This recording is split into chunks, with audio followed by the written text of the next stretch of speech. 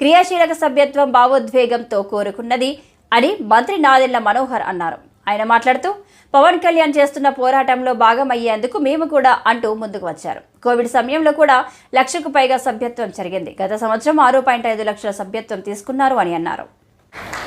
సభాధ్యక్షుడు మండల్ రాజేష్ గారికి, సోదరుడు అమిశెట్టి వాసు గారికి, రాష్ట్ర వ్యాప్తంగా జనసేన పార్టీ కోసం మనందరితోటి అహర్నిశలు కార్యక్రమం విజయవంతం జరగాలనే తపనతో పనిచేసిన మన కళ్యాణం శ్రీనివాసరావు గారికి, అదేవిధంగా ఐటీ విభాగానికి మొదటి నుంచి కూడా పార్టీ కార్యక్రమాల్లో పవన్ కళ్యాణ్ గారి స్ఫూర్తితోటి ఇతర దేశాల్లో అవకాశాలు ఉన్నా కూడా మన దేశంలోనే ఎక్కువ సమయం కేటాయించి పార్టీ కోసం అంకిత భావం చేస్తున్న మన ఐటీ విభాగం అధ్యక్షుడు మిర్యాల శ్రీనివాస్ గారికి,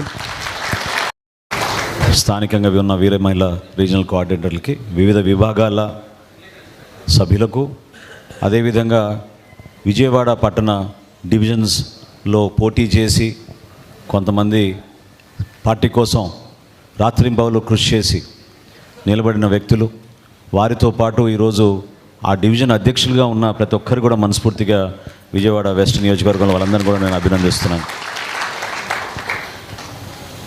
నిజంగా చెప్పాలంటే క్రియాశీలక సభ్యత్వం ఒక ఎమోషన్. పార్టీతో మనం ఒక కుటుంబ సభ్యులుగా పవన్ కళ్యాణ్ గారు చేస్తున్న ప్రయాణంలో మన అడుగుజాడలు కూడా ఉండాలని, ఆయన చేసిన కృషిలో కొంతవరకు మనం ఏదో విధంగా భాగస్వాములు అవ్వాలని తపనతోటి రాష్ట్ర వ్యాప్తంగా ఎంతోమంది జన సైనికులు, వీర మహిళలు నిల్చున్నారు. మొదటి సంవత్సరంలో ఆ రోజు కరోనా తీవ్రంగా ఉన్నప్పుడు 1,00,000 సభ్యత్వం చేయగలిగాం 2021లో. 2022 వచ్చే వరకు సుమారు 3,50,000 సభ్యత్వం చేయగలిగాం.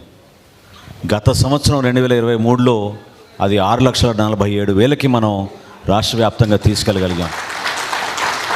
భారతదేశంలో ఈ రోజుకి కూడా ఏ రాజకీయ పార్టీ తన సభ్యులను ఒక కుటుంబ సభ్యులుగా భావించుకుని వాళ్ళకి రక్షణే కాకుండా ధైర్యం నింపే విధంగా, వాళ్ళకి ఒక మనస్ఫూర్తిగా వాళ్ళకి ఒక అవకాశం, ఒక వేదిక, అద్భుతమైన భవిష్యత్తు ఉందనే ఒక నమ్మకంతో వచ్చిన వాళ్ళందరినీ కూడా గౌరవించుకోవాలనే ఆలోచనతో మన పార్టీ అధ్యక్షులు పవన్ కళ్యాణ్ గారు ఈ క్రియాశీలక సభ్యత్వం ఆ రోజు ప్రారంభించాం.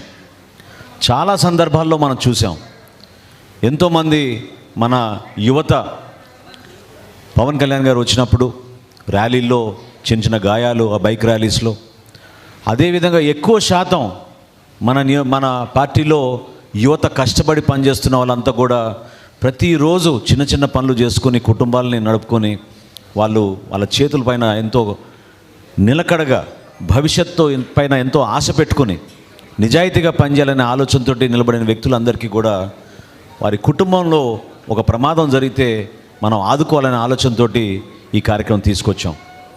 500 రూపాయలు కట్టి సభ్యత్వం తీసుకుంటున్నారంటే మీరు నిజంగా ఆశ్చర్యపోతారు. ఎటువంటి వ్యక్తులకి ఈ 3 సంవత్సరాల్లో దాదాపు మనం 20 కోట్ల రూపాయలు మనం ఇచ్చాం. 20 కోట్ల రూపాయల్లో ఎంతో బాధాకరమైన విషయం ఏంటంటే మనం ఒక 344 జన సైనికులు ప్రాణాలు కోల్పోయారు.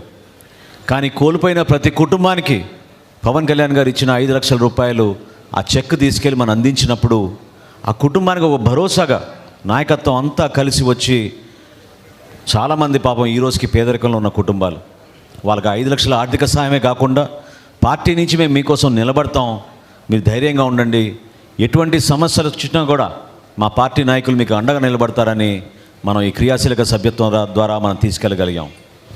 విజయవాడలో ఈరోజు ప్రారంభించాల్సిన ప్రత్యేకత మీ అందరికీ తెలుసు. ఎందుకంటే గత 2 సంవత్సరాల నుంచి ఒక ఆన్వాయితీగా క్రియాశీలక సభ్యత్వం మనం విజయవాడ నగరంలోనే ప్రారంభించుకుంటున్నాం. ఎన్నికలప్పుడు కొన్ని ఇబ్బందులు ఇచ్చినప్పుడు చాలామంది నియోజకవర్గం నుంచి తెనాలి వరకు పాపం ప్రయాణం చేసి మన జన సైనికులు, వీర మహిళలు, మన నాయకులు ఎంతో ఆవేదనతోటి, ఆందోళనతోటి నమ్ముకున్న వ్యక్తి పార్టీని వదిలి వెళ్ళిపోయారు, మరి మా పరిస్థితి ఏంటి అని పాపం వాళ్ళు బాధపడ్డారు. దానికి సమాధానం ఈరోజు ఈ సభ.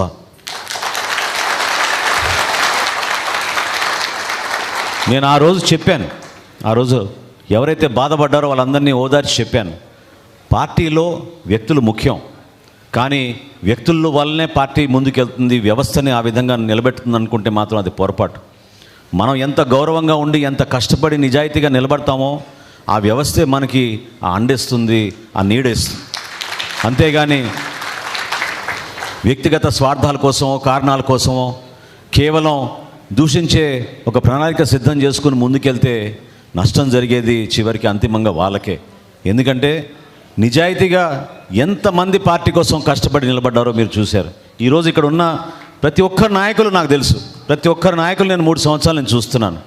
ఏ విధంగా పార్టీ కార్యక్రమం అంటే వాళ్ళు సొంత నిధులు ఖర్చు పెట్టి పార్టీ కోసం కృషి చేసిన వ్యక్తులు ఎంతమంది నిలబడ్డారో మీ అందరికీ తెలుసు. ధైర్యంగా నిలబడ్డారు.